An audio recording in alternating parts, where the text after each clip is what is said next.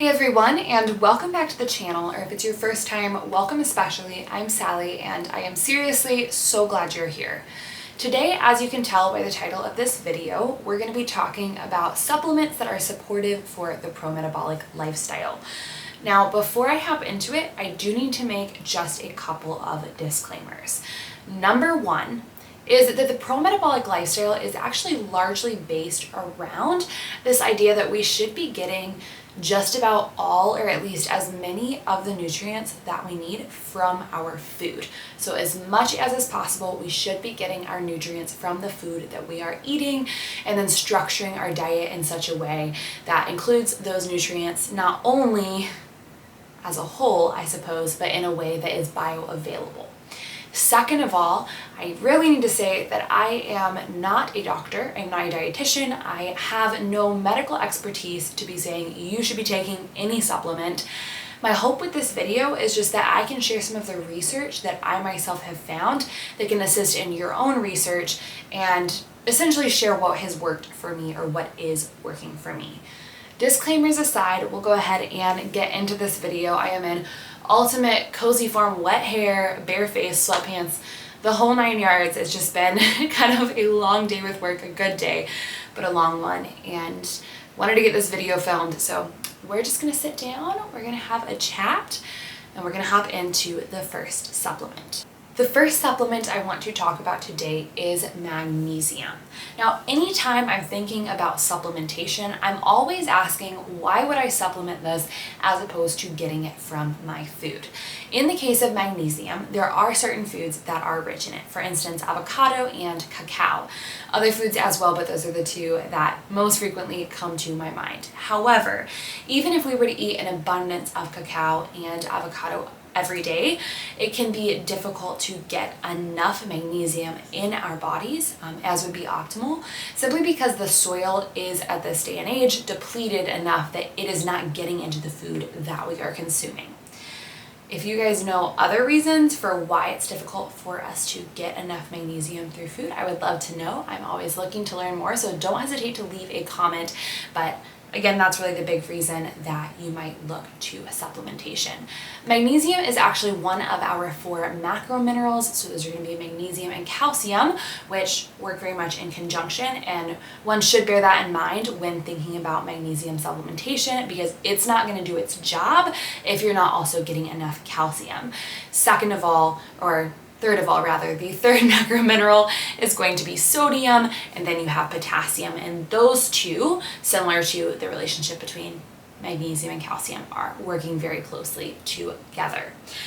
When you look towards an actual magnesium supplement, there are a number of kinds out in the market, but unfortunately only a few forms are the most readily available for us. That being said, I know there are several that people will turn to for use for help with bowel movements or those sorts of purposes, but when it comes to actually increasing your stores, there are 2 forms that you ingest that I know of, or that I understand to be the best to take, and then there is also a topical form, which we'll talk about in just a second.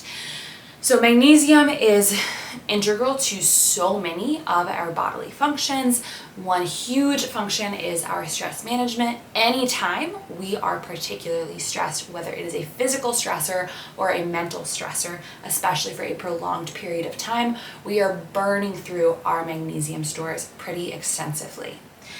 So the 2 forms of magnesium that I know of to be the best for supplementation are malate and glycinate. Now, the one that I take is magnesium glycinate. I just have this one for the time being from Whole Foods, but if you guys have recommendations as well, again, I would love to hear that in the comments. I found this because it was relatively affordable, it is in that bioavailable form, and everything checked out to the best of my knowledge at the time. This is the topical magnesium, we'll talk about it in a second. But in terms of magnesium glycinate, I just have a note here that I want to consult with this one, so I'll read you what I jotted down. Magnesium magnesium glycinate is formed from elemental magnesium and the amino acid glycine. It's a bioavailable form and known for its ability to improve sleep, plus reduce anxiety, stress, and depression. So as we talked about just a second ago, we burn through those magnesium stores anytime we are anytime we are stressed, although depression is also a huge stressor, and so that same logic can be applied.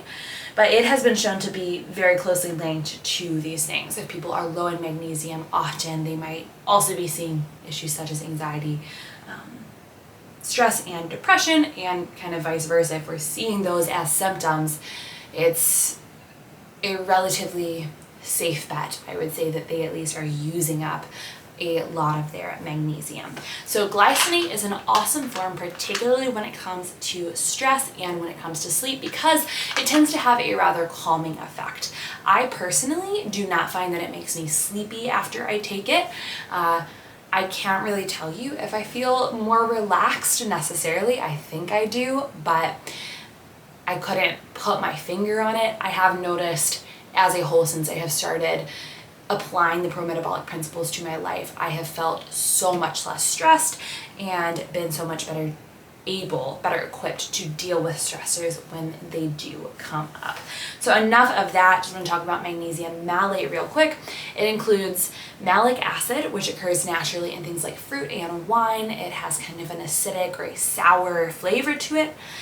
And it is also very well absorbed through the digestive tract, and many say that it has less of a laxative effect than other types of magnesium. So if that's something that you definitely don't need, it may be a better form for you or for someone who is in that boat.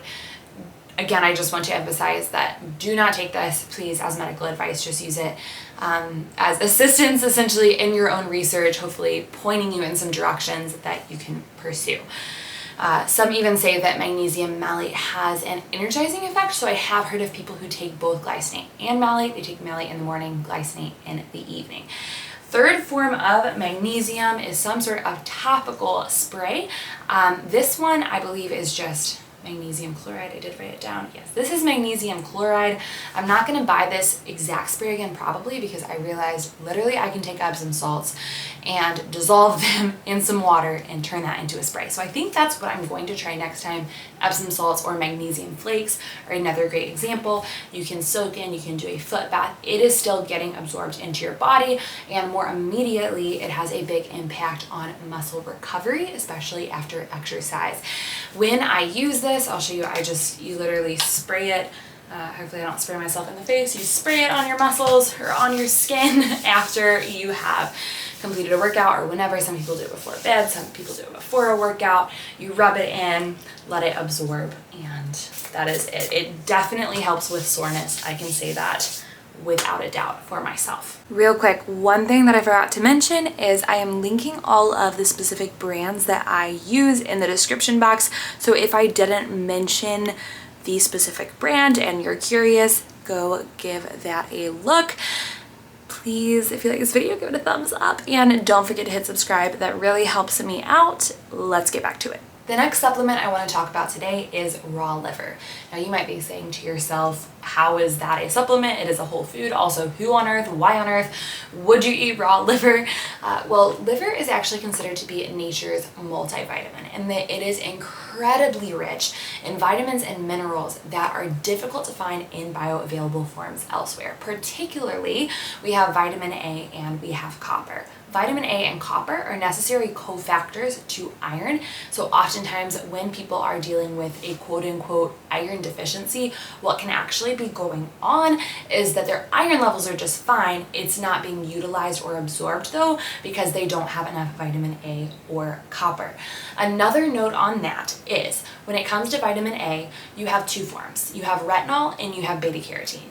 While both have their place and are valuable, the beta carotene form of vitamin A is what we're going to find in things like sweet potatoes and carrots, and that's not doing the same thing as retinol. We usually need to turn to animal sources to get this. That's where beef liver comes in.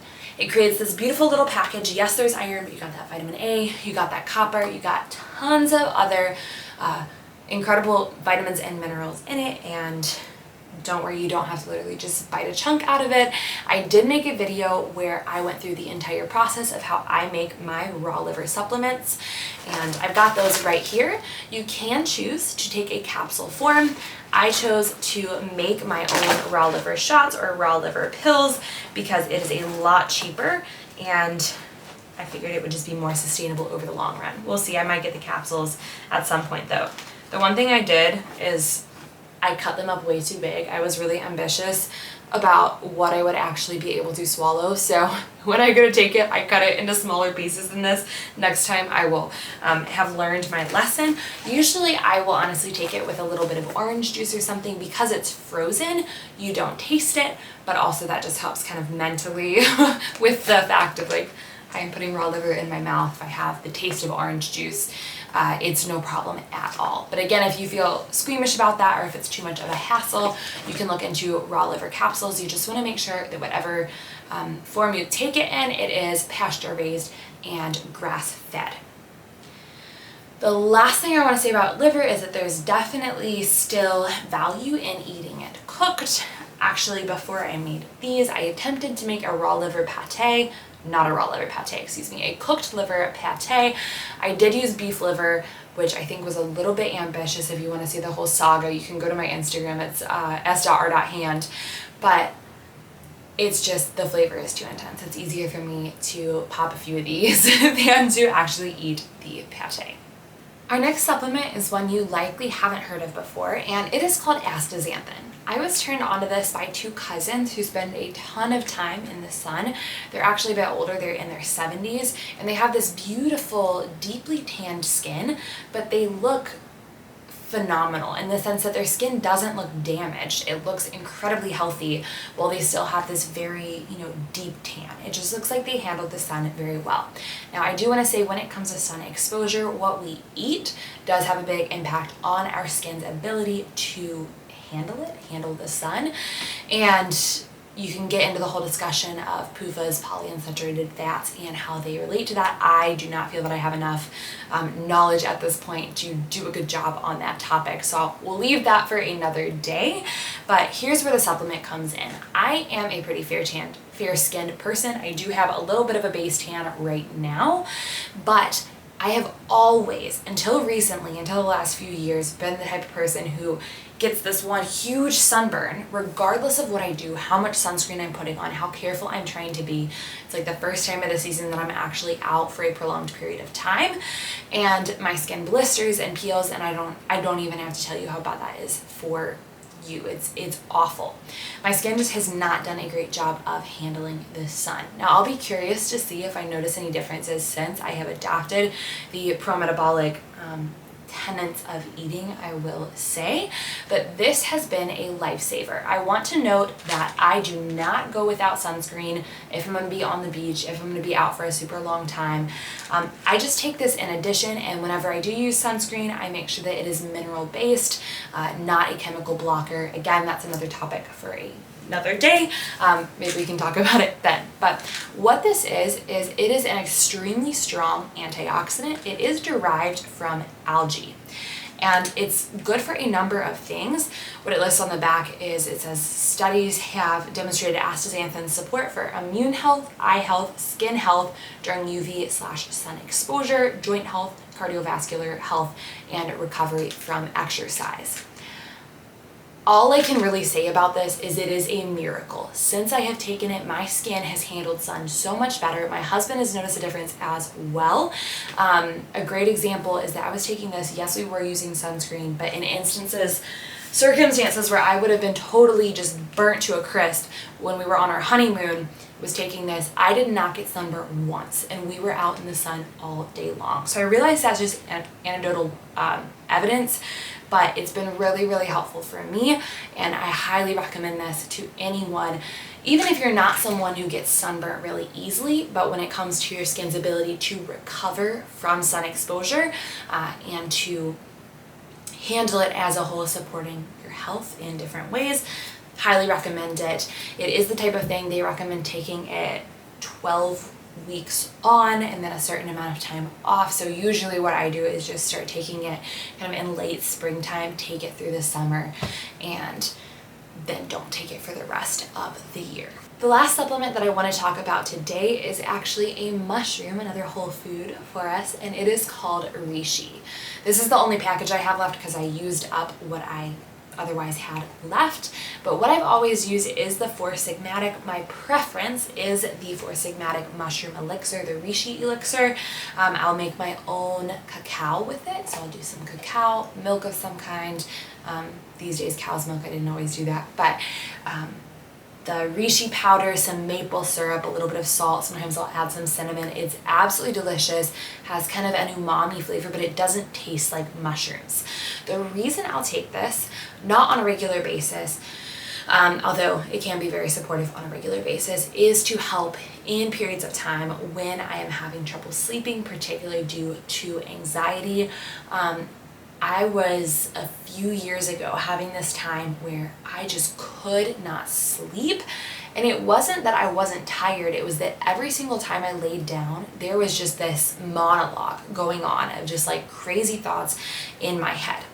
My understanding from the research I have done is that Reishi actually works to help not knock you out, but to calm down some of the stress and anxiety. It's supportive for that, in the sense that when I was having that problem, I was actually able to relax enough to then go to sleep.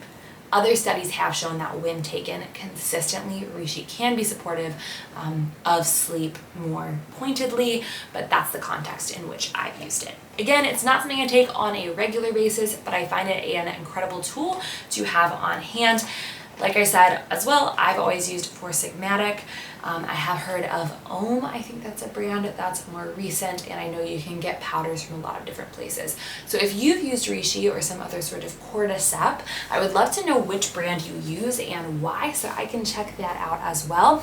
I feel like this is a very long video, so I just want to say thank you so much. If you've made it this far, I'm going to go ahead and sign off. I hope you learned something. I would love to know if there are any other supportive supplements that you take and the reasoning behind it. Please don't forget to give this video a thumbs up, to hit that subscribe button. It is a huge help and a huge blessing to me. Until next time.